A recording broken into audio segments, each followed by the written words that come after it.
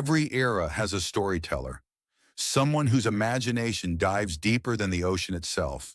And among them, one man redefined what storytelling could be. His name, James Cameron, the man who turned failures into legends and dreams into billion-dollar worlds.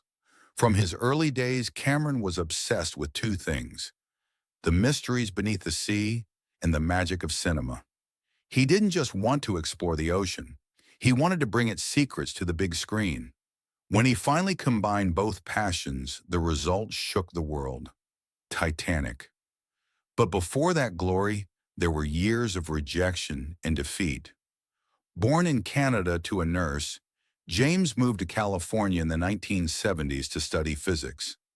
Science wasn't just an academic subject to him. It was a language of curiosity. But when no one offered him a job, he drove trucks to survive. A scientist behind the wheel, and not a very good one. His marriage collapsed, his writing was ignored, and his life seemed directionless. Yet something within him refused to die, a fascination for how technology shapes art. He began spending hours in libraries studying the mechanics of filmmaking, learning every detail about cameras, lighting, and effects. Then came the spark. One evening, Cameron watched Star Wars. That night changed his destiny. He decided that he too would create worlds so powerful that audiences would forget to blink. With a few friends and borrowed money, he made his first short film, Xenogenesis. The budget was tiny. The camera was rented for just one day.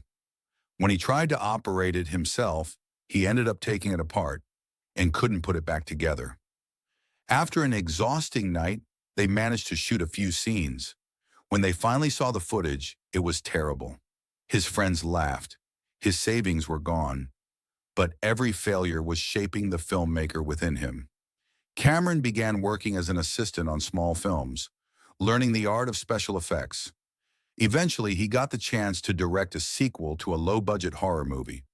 But disagreements on set got him fired. He was sick, broke, and unemployed. And then in the middle of that darkness, he had a dream. He saw a burning man made of steel rising from the ashes, cold, unstoppable.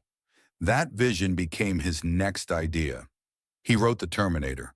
The script fascinated production companies, but none were willing to trust him as director.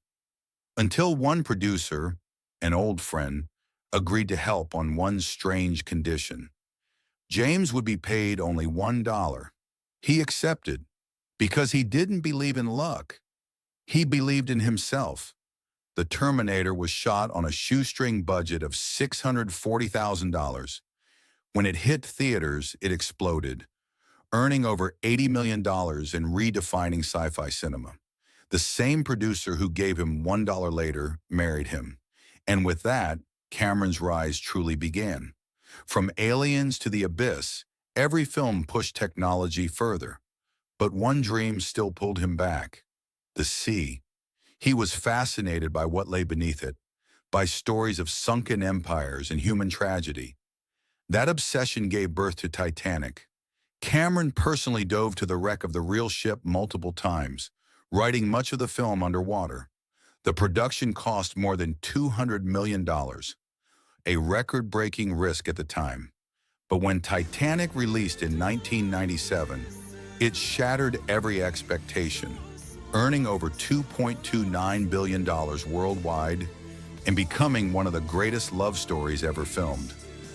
After Titanic, Cameron didn't return to the big screen for years. But he wasn't idle. He was waiting for technology to catch up with his imagination. He had a new vision: the story of a distant planet and a civilization threatened by humans. That story became Avatar. Because no camera in the world could capture what he envisioned, Cameron designed his own, a new 3D system called the Fusion camera. In 2009, Avatar premiered. It cost nearly $300 million to make and went on to earn $2.78 billion, breaking even Titanic's record. Yet behind every masterpiece lies madness. Actors often say Cameron is kind in life, but ruthless on set. He demands perfection, even if it means reshooting scenes dozens of times. Kate Winslet once swore she would never work with him again. Producers complain that his budgets always expand, but the results always silence the critics. Cameron's hunger for exploration doesn't end at film studios. He's also an ocean explorer, having spent more than 3,000 hours underwater. In 2012, he became the first person to dive solo to the bottom of the Mariana Trench, 11 kilometers below the surface, in his custom-built submarine, Deep Sea Challenger. Down there, he was everything at once: pilot, engineer, cameraman, and scientist. He filmed documentaries, captured unseen worlds, and proved once again that curiosity can conquer any depth. James Cameron is more than a director. He's an inventor, a dreamer, a man who refused to stop when the world told him to. His life teaches a single truth: the one who never quits, never fails. His stories will keep living long after him, because he didn't just make films, he created worlds.